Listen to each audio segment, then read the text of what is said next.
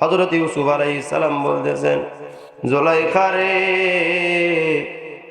তুমি যে সৌন্দর্যের কথা তুমি বলতেছ, যখন আমি মৃত্যুবরণ করব তখন এই সৌন্দর্যের কোনো দাম থাকবে না, এই সৌন্দর্যের কোনো দাম নাই। আর এই সৌন্দর্যের কথা বলে তুমি আমাকে তোমার ভাগে নিতে পারবা না। হযরত ইউসুফ আলাইহিস সালাম যখন অন্দরমহলে নিয়ে গিয়েছে, তখন হযরত ইউসুফ আলাইহিস সালাম এর সামনে সমস্ত কাপড়গুলো খুলে একদম উলঙ্গ হয়েছে।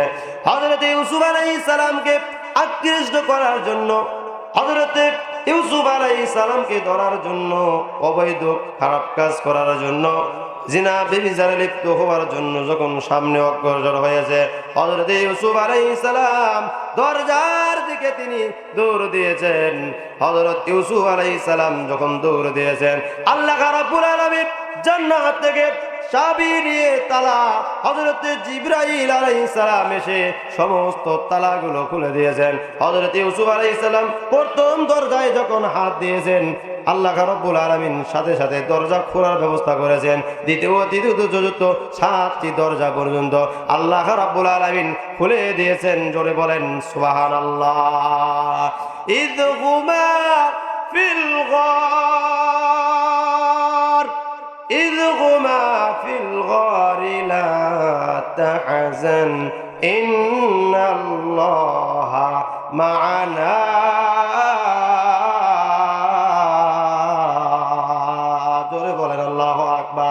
যার সঙ্গে কেউ নাই, ইমানদারের সঙ্গে পৃথিবীর কেউ যদি না থাকে, থাকে কে?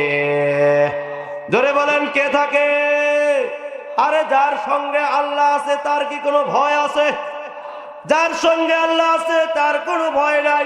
তার কারণ হলো হযরত জনাবে মুহাম্মদুর রাসূলুল্লাহ সাল্লাল্লাহু আলাইহি ওয়াসাল্লামকে কাফেররা যখন অবরুদ্ধ করেছিল, ঘেরাও করেছিল, আল্লাহ রাব্বুল আলামিন আদেশ করেছিলেন, তুমি এক মুষ্টি বালু নিয়ে ছিটিয়ে দাও, ফেঁকে দাও।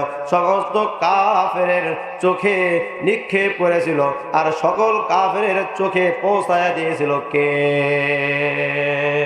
ও মুসলমান ভাইয়ারা, তাহলে যে আল্লাহ পাক রব্বুল আলামিন আমাদেরকে সৃষ্টি করেছেন, আমরা যদি এই কোরআনের পক্ষে থাকি, ইসলামের পক্ষে যদি থাকি, পৃথিবীর যত পরাশক্তি আমাদের ওপর যত অত্যাচার করুক না কেন, যত পায়তারা করুক না কেন, যত ষড়যন্ত্র করুক না কেন, সমস্ত ষড়যন্ত্র নস্যাৎ করে দিবেন তিনি হলেন আমার আল্লাহ। জোরে বলেন ঠিক কিনা? মুসলমান ভাইয়ারা, 7টি দরজা পার হয়ে, 7টি দরজা যখন পার হয়ে, যখন শাহী গেটে যখন হযরত ইউসুফ আলাইহিস সালাম যখন তিনি বাইর হইলেন, বাইর হওয়ার সময় ইতিমধ্যে আজিজে মিশর এসে হাজির হয়েছে। খেলা জমে গেল, তাই না? এখন জুলাইখা পিছনে পিছনে যাচ্ছে। এখন জুলাইখা বলতেছে, কান্দিছে, তুমি কেমন পুত্র নিছ, আমার উপর আক্রমণ করছে। তাহলে যে হযরত ইউসুফ আলাইহিস সালামকে, হযরত ইউসুফ আলাইহিস সালামের উপর যে বিভিন্ন ষড়যন্ত্র করলো, আবার কি করতেছে? মামলা করতেছে। আমাদের দেশেও এমন অবস্থা হয়েছিল, নিজেরাই হিন্দুদের মূর্তি ভাঙ্গে, হিন্দুদের মূর্তি যে ওর নাম কি মন্দির, এই মন্দির ভাঙ্গে মানুষের ঘর বাড়ি জ্বালায়া দেয়। শাপলা চত্বরে ওরা যে কারবারটা করেছে, ও মুসলমান ভাইয়ারা, শাপলা চত্বরের যেদিন বাইতুল মুকাররমের কোরআন শরীফগুলো পোড়াইয়া দিয়েছিল, কোরআন শরীফ পোড়াইয়া দিয়ে মুসলমানের ওপর, আলেমদের ওপর ওরা মামলা দিয়েছিল। কথা বলেন ঠিক কিনা? আরে এই ঘটনা লিল্লাহে। ও মুসলমান ভাইয়ারা, তাহলে আমি অল্প সময়ের মধ্যে ফিনিশিং করে দিচ্ছি। ও মুসলমান ভাইয়ারা, তাহলে আমি বলেছিলাম নারীদের কালার কয়টা? 18টা।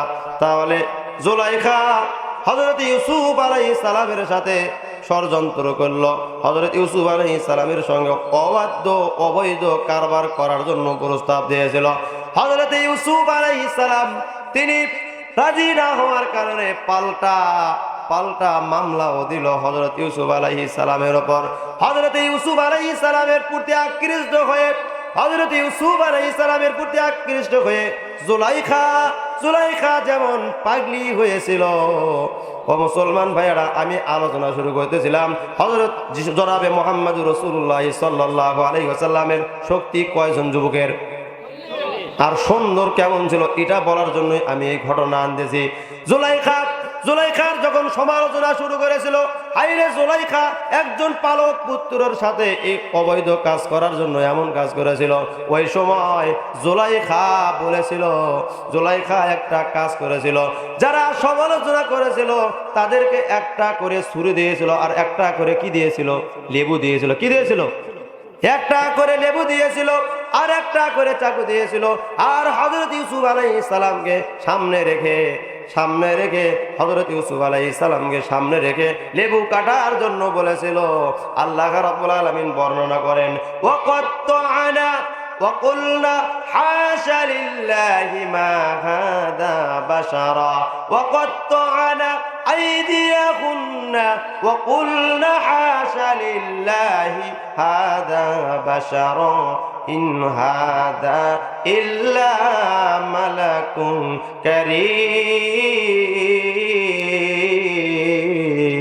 كريم। ওই সময়কার মহিলারা যাদেরকে ছুরি দিয়ে লেবু কাটার জন্য বলা হয়েছিল, ওরা কখন যেন নিজেদের হাত কেটে ফেলেছে। ওরা বলে, আহারে কাকে দেখলাম, এটা কোনো মানুষ নয়, এটা হলো আল্লাহর পাঠানো একজন ফেরেশতা। বলেন সুবহানাল্লাহ। ও মুসলমান ভাইরা, হযরত ইউসুফ আলাইহিস সালামের যে সৌন্দর্য দিয়েছিল, হযরত মা আয়েশা সিদ্দিকা রাদিয়াল্লাহু তাআলা আনহা বলেন, ওই সময়কার মহিলারা যাদেরকে লেবু কাটার জন্য ছুরি দেওয়া হয়েছিল, ওই সময় তারা হাতের আঙ্গুলগুলো কেটে ফেলেছিল। আবার রাসূলুল্লাহ সাল্লাল্লাহু আলাইহি ওয়াসাল্লামকে ওই সময়কার মহিলার সামনে ছুরি যদি দেওয়া হতো, তাহলে কখন জানি ওদের কলিজা পর্যন্ত কেটে ফেলতো। চিল্লায়া বলেন সুবহানাল্লাহ। ও মুসলমান ভাইয়ারা, এই রাসূলের আদর্শ আমাদেরকে মানতে হবে কিনা?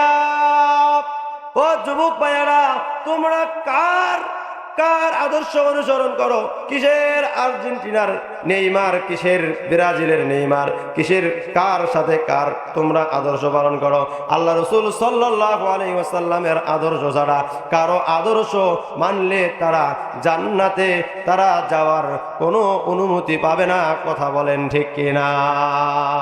এই জন্য আদর্শ মানতে হবে কার?